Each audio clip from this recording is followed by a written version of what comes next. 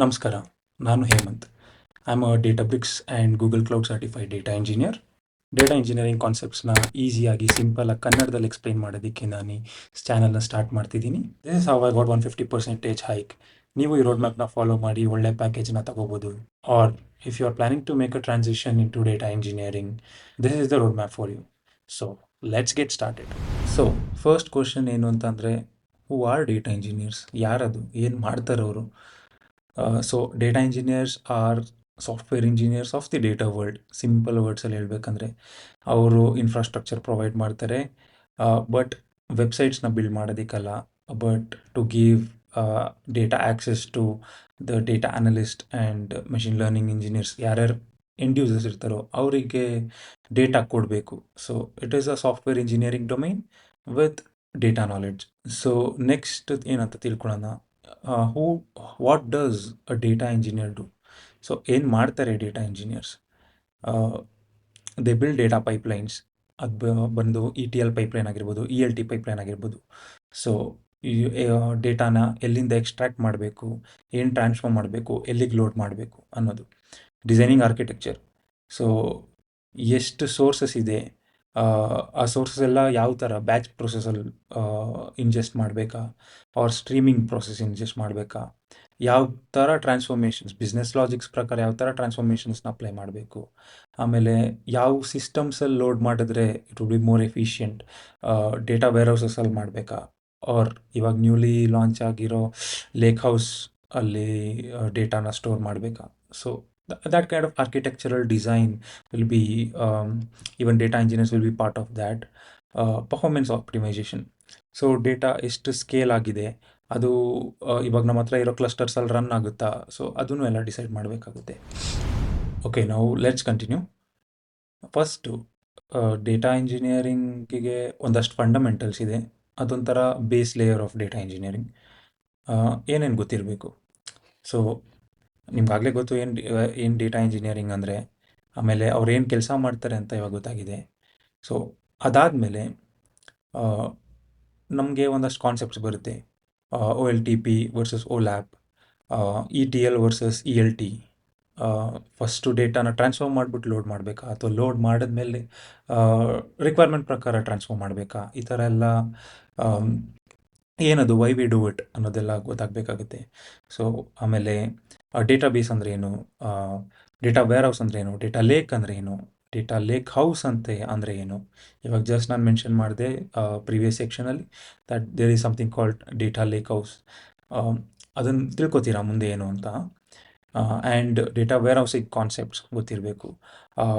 Fact table ಅಂದ್ರೇನು, dimension table ಅಂದ್ರೇನು, what kind of schemas you can design, star schema, snowflake schema, slowly changing dimensions ಅಂದ್ರೇನು, ಅವೆಲ್ಲ ಗೊತ್ತಿರಬೇಕು. ಆಮೇಲೆ file formats, it can be CSV, parquet, JSON. So ಯಾವ್ಯಾವ ಥರ file formats ಬರುತ್ತೆ, ಅದು ನಾವು ಎಲ್ಲ ಥರ ವರ್ಕ್ ಮಾಡೋಕ್ಕೆ ನಾವು ಡೇಟಾ ಇಂಜಿನಿಯರ್ಸ್ ರೆಡಿ ಇರಬೇಕು ಯಾವತ್ತಿಗೂ. ಸೊ ನೆಕ್ಸ್ಟ್ ಪಾರ್ಟ್ ಏನು ಅಂತ ಅಂದರೆ SQL. It is like the bread and butter of not only data engineering, bread and butter of any data related issues that you might face. Okay, so SQL ಅಲ್ಲಿ basic commands ಇದೆ. It can B DDL, DML, DCL, DQL, TCL, ಆ ಥರ 5 ಥರ commands ಇದೆ. So ಅದು basics ಅದು ಗೊತ್ತಿರಬೇಕು. ಅದಾದಮೇಲೆ ವೇರ್ ಕಂಡೀಷನ್ಸ್, ಫಿಲ್ಟರ್ ಮಾಡೋದು, ಜಾಯಿನ್ ಮಾಡೋದು, ಗ್ರೂಪ್ ಬೈ ಮಾಡೋದು, ಆರ್ ಲಿಮಿಟ್ ಮಾಡೋದು. ಆಮೇಲೆ ಸಬ್ ಕ್ವೆರೀಸ್ ಅಂತ ಬರುತ್ತೆ. ಸೊ ಕ್ವೆರಿ ಒಳಗಡೆ ಇನ್ನೊಂದು ಕ್ವೆರಿ ಬರೋದು, CTEs ಅಂತ ಬರುತ್ತೆ. ಆಮೇಲೆ ಕ್ವೆರಿ ಪ್ಲ್ಯಾನ್ ಏನು ಅಂತ ತಿಳ್ಕೊಬೇಕಾಗುತ್ತೆ. ಸೆಲೆಕ್ಟ್ ಆದಮೇಲೆ ಫ್ರಮ್ ಬರುತ್ತಾ, ಯಾವ ಕಾಲಮ್ ಅಂತ ಚೂಸ್ ಮಾಡಿದ್ಮೇಲೆ ಟೇಬಲ್ನ ನೋಡ್ತೀವ, ಅಥವಾ ಟೇಬಲ್ನ ಚೂಸ್ ಮಾಡಿದ್ಮೇಲೆ ಕಾಲಮ್ನ ಸೆಲೆಕ್ಟ್ ಮಾಡ್ತೀವ. ಸೊ ಸ್ಟೆಪ್ ಬೈ ಸ್ಟೆಪ್ ಹೆಂಗೆ ನಾವು ಕೋಡ್ನ ಯಾವ ಥರ ಬರಿತೀವಿ, ಆಮೇಲೆ SQL ಹೆಂಗೆ ಅದನ್ನು ರೀಡ್ ಮಾಡುತ್ತೆ ಅನ್ನೋದು ಡಿಫ್ರೆಂಟ್ ಇದೆ. ಸೊ ಅದನ್ನು ತಿಳ್ಕೊಬೇಕಾಗುತ್ತೆ. ವಿಂಡೋ ಫಂಕ್ಷನ್ಸ್ನ ಅನಾಲಿಟಿಕಲ್ ಫಂಕ್ಷನ್ಸ್ ಅಂತ ಕೂಡ ಅಂತಾರೆ, ಅದು ಅಡ್ವಾನ್ಸ್ ಇದೆ, ಅದನ್ನು ತಿಳ್ಕೊಬೇಕಾಗುತ್ತೆ. ವ್ಯೂಸ್ ಮತ್ತು ಇಂಡೆಕ್ಸಿಂಗ್ ಇದನ್ನು one of the important components. ಅದ್ರ ಮೇಲೆ ಸುಮ್ಮನೆ ಸರ್ಫೇಸ್ ಲೆವೆಲಲ್ಲಿ ನೋಡಿಕೊಂಡ್ರೆ ಸಾಕು. ಓಕೆ, ಪ್ರೋಗ್ರಾಮಿಂಗ್ ಲ್ಯಾಂಗ್ವೇಜ್ ಅಂತ ಬಂದರೆ Python is one of the best programming language for any data related problems that you might face ಆಯಿತಾ. ಸೊ ಪೈಥನಲ್ಲಿ ತುಂಬ ನೆಕ್ಸ್ಟ್ ಲೆವೆಲ್ ಡೀಪಾಗಿ ಏನೋ ಹೋಗೋ ಅವಶ್ಯಕತೆ ಏನಿಲ್ಲ. ಬೇಸಿಕ್ ಸಿಂಟ್ಯಾಕ್ಸ್ ಗೊತ್ತಿರಬೇಕು. ಡೇಟಾ ಸ್ಟ್ರಕ್ಚರ್ಸ್ ಅಂತ ಅಂದರೆ ಲಿಸ್ಟ್, ಟಪಲ್, ಡಿಕ್ಷನರಿ ಹಿಂಗೆ ವರ್ಕ್ ಆಗುತ್ತೆ. ಇದಕ್ಕೆ ಒಂದೊಂದಕ್ಕೆ ಫಂಕ್ಷನ್ಸ್, ಒಂದೊಂದ್ರದ್ದು ಪ್ರಾಪರ್ಟೀಸ್ ಡಿಫ್ರೆಂಟ್ ಇರುತ್ತೆ. ಟಪಲ್ದು ಪ್ರಾಪರ್ಟೀಸ್ ಡಿಫ್ರೆಂಟ್ ಇರುತ್ತೆ. ಸೊ ಕಂಪೇರ್ ಮಾಡೋದನ್ನು ಕಲ್ತ್ಕೋಬೇಕು. ಆಮೇಲೆ ಕಂಟ್ರೋಲ್ ಫ್ಲೋ ಸ್ಟೇಟ್ಮೆಂಟ್ಸ್ ಅಂತ ಅಂತೀವಿ. ಸೊ ಇಫ್, ಎಲ್ಸ್, ಎಲಿಫ್, ಈ ಥರ ಲೂಪ್ಸ್ ಆಗಿರ್ಬೋದು, ಲಿಸ್ಟ್ ಕಾಂಪ್ರಿಹೆನ್ಷನ್ ಆಗಿರ್ಬೋದು. ಪೈಥನ್ ಡೆವಲಪರ್ ಆಗಿ ಇಟ್ಸ್ ಅ ಗುಡ್ ಒಂಥರ ಅಡ್ವಾನ್ಸ್ ಲೆವೆಲ್ ಅಂತ ಅಂದ್ಕೊಳ್ಳಿ list comprehension, because it is unique to Python ಅಂತ ಹೇಳ್ಬೋದು. ಆಮೇಲೆ ಫಂಕ್ಷನ್ಸ್ ಆಗಿರ್ಬೋದು, how do you call some functions, ಅವೆಲ್ಲ ಗೊತ್ತಿರಬೇಕು. File handling and error handling, this is very niche skill for data engineers. ಇದು ಗೊತ್ತಿರೋ ತುಂಬ ಒಳ್ಳೆಯದು. ಓಪ್ಸ್ ಕಾನ್ಸೆಪ್ಟ್ ರಿಯಲ್ ಲೈಫಲ್ಲಿ ಅಷ್ಟು ಯೂಸ್ ಮಾಡೋಕ್ಕೆ ಸಿಗಲ್ಲ, but it's better to know. ಓಕೆನಾ. Pandas, it is basic for data manipulation. ಆಮೇಲೆ ಎನಿ ಸ್ಟ್ರಕ್ಚರ್ಡ್ ಡೇಟಾ ಇದ್ದರೆ you can easily do it when the data size is very small. You can go with that pandas. Okay, ಇವಾಗ ಇದು ಎಲ್ಲರದ್ದು favourite when it comes to data engineering. Spark ಅಂತ ಬಂದರೆ, Spark is where the distributed computing overtook in the IT industry ಆಯಿತಾ. So ಅದರಲ್ಲಿ ಸ್ಪಾರ್ಕ್ದು basic fundamentals ಗೊತ್ತಿರಬೇಕು, how it is integrated with Python, and we got this amazing library called PySpark. ಆಮೇಲೆ SQL ಕೂಡ work ಆಗುತ್ತೆ ಸ್ಪಾರ್ಕಲ್ಲಿ, spark sequel ಅಂತ ಅಂತೀವಿ. Architecture ಏನು, ಸ್ಪಾರ್ಕ್ ಹೆಂಗೆ ವರ್ಕ್ ಆಗುತ್ತೆ, ಮೋಡ್ ಯಾವ್ಯಾವ ಡಿಫ್ರೆಂಟ್ ಮೋಡ್ಸ್ ಇದೆ, ಲೇಸಿ ಎವ್ಯಾಲ್ಯೂಯೇಷನ್ ಅಂತ ಅಂತೀವಿ. ಅದರಿಂದನೇ ಸ್ಪಾರ್ಕ್ ಮ್ಯಾಪ್ ರೆಡ್ಯೂಸ್ನ ಬೀಟ್ ಮಾಡೋಕ್ಕಾಗಿದ್ದು. It's all because of lazy evaluation. ನೋಡೋಣ ಮುಂದಕ್ಕೆ. ಪಾರ್ಟಿಷನ್ ಹೆಂಗೆ, ಡಿಸ್ಟ್ರಿಬ್ಯೂಷನ್ಸ್ ಹೆಂಗಾಗುತ್ತೆ, ಪಾರ್ಟಿಷನ್ ಹೆಂಗಾಗುತ್ತೆ ಅನ್ನೋದು ಗೊತ್ತಾಗಬೇಕು. ಪರ್ಫಾರ್ಮೆನ್ಸ್ ಟ್ಯೂನಿಂಗ್, ಆಪ್ಟಿಮೈಸೇಷನ್, ಇವೆಲ್ಲ ಒಂಥರ the best part of Spark ಅಂತ ಹೇಳ್ಬೋದು. So this is like the core heart of data engineering. And now comes Databricks, the most trending tool to ever exist ಅಂತಲೇ ಹೇಳ್ಬೋದು. Databricks along with Delta Lake. So Databricks ಬಂದು the developers of Spark ಅವರೇ Databricksನ ಕಂಡುಹಿಡಿದಿದ್ದು. So it started as an unified analytics platform. Data analyst, data engineers, data scientist ಎಲ್ಲ ಒಂದೇ ಕಡೆ work ಮಾಡ್ಬೋದಿತ್ತು. But now it has grown in to different amazing platform. ಇದುವಾಗ data intelligence platform ಅಂತ ಅಂತಾರೆ. It has all the AI capabilities. Okay, ಅದರಲ್ಲೂ ಕೂಡ Unity Catalog ಅಂತ ಓಪನ್ ಸೋರ್ಸ್ ಫೀಚರ್ ಇದೆ. ಸೊ ಅದೊಂಥರ ಗವರ್ನೆನ್ಸ್ ಲೇಯರ್ ಥರ. ಲೇಕ್ ಫ್ಲೋ ಇದೆ, ಅದರಲ್ಲಿ Lakeflow Connect, different direct code ಬರೀದಲೇ ಹೆಂಗೆ ಇಂಜೆಸ್ಟ್ ಮಾಡ್ಬೋದು, ಡಿಫ್ರೆಂಟ್ ಕನೆಕ್ಟರ್ಸ್ ಇದೆ ಅದಕ್ಕೆ. ಲೇಕ್ ಫ್ಲೋ ಜಾಬ್ಸ್ ಅಂತ ಇದೆ, ಹೆಂಗೆ ಒಂದು ಡಿಪೆಂಡೆನ್ಸಿ ಆದಮೇಲೆ ಇನ್ನೊಂದು ಡಿಪೆಂಡೆನ್ಸಿನ ಹೆಂಗೆ ರನ್ ಮಾಡೋದು ಅನ್ನೋದೆಲ್ಲ ಲೇಕ್ ಫ್ಲೋ ಜಾಬ್ಸಲ್ಲಿ ಮಾಡ್ಬೋದು, ಆರ್ಕೆಸ್ಟ್ರೇಟ್ ಮಾಡ್ಬೋದು.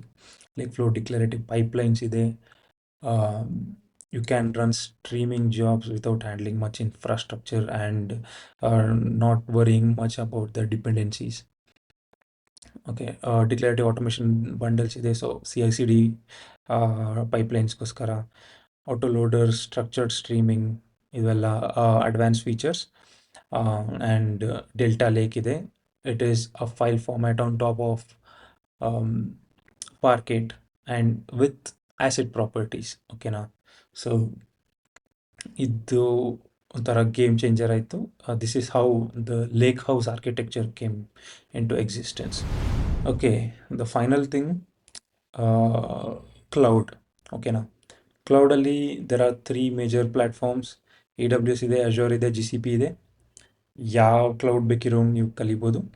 ಬಟ್ ನನ್ನ ಪರ್ಸ್ನಲ್ ಎಕ್ಸ್ಪೀರಿಯನ್ಸ್ ಮತ್ತು ರೆಕಮೆಂಡೇಷನಲ್ಲಿ either go with AWS or Azure. ನನ್ನ ಕೆರಿಯರ್ ಸ್ಟಾರ್ಟ್ ಮಾಡಿದ್ದು ನಾನು GCPಲಿ, but there is very minimal resources and ಅದಕ್ಕಷ್ಟು ಮಾರ್ಕೆಟ್ ಶೇರ್ ಕೂಡ ಇಲ್ಲ. If you are a beginner, it's better to go with AWS or Azure, because ತುಂಬ trending ಇದೆ. ತುಂಬ ಕಂಪ್ನೀಸ್ ಅಡಾಪ್ಟ್ ಮಾಡ್ಕೊಂಡಿದ್ದಾರೆ. ಆ್ಯಂಡ್ ಇಲ್ಲಿ ಸ್ಟಾರ್ ಮಾರ್ಕ್ ಹಾಕಿದ್ದೀನಿ. ಈ services will be the most important. ಓಕೆನಾ? ಇದು ಕಲ್ತ್ಕೊಂಡ್ರೆ it covers most of your fundamentals for any cloud. Because ಇವಾಗ ಗ್ಲೂ ಇದೆ. Glue is similar to Data Factory. And Redshift ಇದೆ. Redshift is similar to Synapse and it's similar to BigQuery. So ಎಲ್ಲ ಸರ್ವಿಸಸ್ 99% similar ಇದೆ. Name changes ಇದೆ, UI changes ಇದೆ ಅಷ್ಟೇ. So no need to worry. Okay, ನಾವಿವಾಗ ಕ್ಲೈಮ್ಯಾಕ್ಸಿಗೆ ಬಂದಿದ್ದೀವಿ. ನಿಮ್ಗಾಗಲೇ ಗೊತ್ತಾಗಿದೆ ಇವಾಗ ಏನೇನು ಮಾಡಬೇಕು ಅಂತ. ಸೊ ಮತ್ತೆ ಒಂದ್ಸತಿ ರೀಕ್ಯಾಪ್ ಥರ ಮಾಡಿಬಿಡೋಣ. ಡೇಟಾ ಇಂಜಿನಿಯರಿಂಗ್ ಫಂಡಮೆಂಟಲ್ಸಲ್ಲಿ ಏನೇನು OLAP, OLTP systems, ETL, ELT ಇದೆಲ್ಲ ಕಲ್ತ್ಕೊಳ್ತೀರಾ. SQL ಬೇಸಿಕ್ ಡೇಟಾ ಮ್ಯಾನಿಪ್ಯುಲೇಷನ್ ಆಗಲಿ, ಡೇಟಾ ಕ್ವೆರಿಯಿಂಗ್ ಆಗಲಿ ಬೇಕಾಗುತ್ತೆ. ಪೈಥಾನ್ ಕೂಡ same, it is for automation. ಈ ಮೂರು ಒಂಥರ fundamentals for data engineering. And Spark, ನಾನು ಆಗಲೇ ಮುಂಚೆನೇ ಹೇಳಿದೆ, it is the core of data engineering. ಒಂಥರ ಹಾರ್ಟ್ ಅಂತಲೇ ಅನ್ಬೋದು. This is where huge number of ಡೇಟಾನ ಹಿಂಗೆ ಪ್ರೊಸೆಸ್ ಮಾಡೋದು ಅನ್ನೋ ಎಫಿಷಿಯೆಂಟ್ ವೇ ತಂದಿದ್ದು ಸ್ಪಾರ್ಕ್. ಮುಂಚೆ ಇತ್ತು ಮ್ಯಾಪ್ ರೆಡ್ಯೂಸ್ ಅಂತ, ಹಡೂಪ್ ಅವ್ರದ್ದು ಮ್ಯಾಪ್ ರೆಡ್ಯೂಸ್ ಇತ್ತು, but it was much slower and spark change the game. ಓಕೆನಾ? ಆ್ಯಂಡ್ ದ ಅಡ್ವಾನ್ಸ್ ಸ್ಟಫ್, ಡೇಟಾಬ್ರಿಕ್ಸ್ ಆಗಿರ್ಬೋದು, as a unified data intelligence platform ಆಗಿ, ಡೆಲ್ಟಾ ಲೇಕ್, ಸೊ ಫೈಲ್ ಫಾರ್ಮ್ಯಾಟ್ಸ್ನು ಹೇಗೆ ಆಪ್ಟಿಮೈಸ್ ಮಾಡ್ಬೋದು ಅನ್ನೋದಕ್ಕೋಸ್ಕರ. ಆ್ಯಂಡ್ ಕ್ಲೌಡ್, ಇವಾಗ ಯಾರು ಲೋಕಲ್ ಸಿಸ್ಟಮ್ಸಲ್ಲಿ ಡೆವಲಪ್ ಮಾಡಿ ಅಲ್ಲಿ ಹೋಸ್ಟ್ ಮಾಡಲ್ಲ. ಈವನ್ ಡೇಟಾಬ್ರಿಕ್ಸ್ ಯೂಸ್ ಮಾಡ್ತೀರಂದರೆ it will be connected to any one of the cloud. So cloud is a must, even though it is an advance skill, it is a must and that is what the company prefers. Okay, so ಇಷ್ಟೆಲ್ಲ ಆದಮೇಲೆ ನಿಮಗೆಲ್ಲ ಅರ್ಥ ಆಗಿದೆ ಅಂತ ಅಂದ್ಕೊಂಡಿದ್ದೀನಿ. Thank you and bye.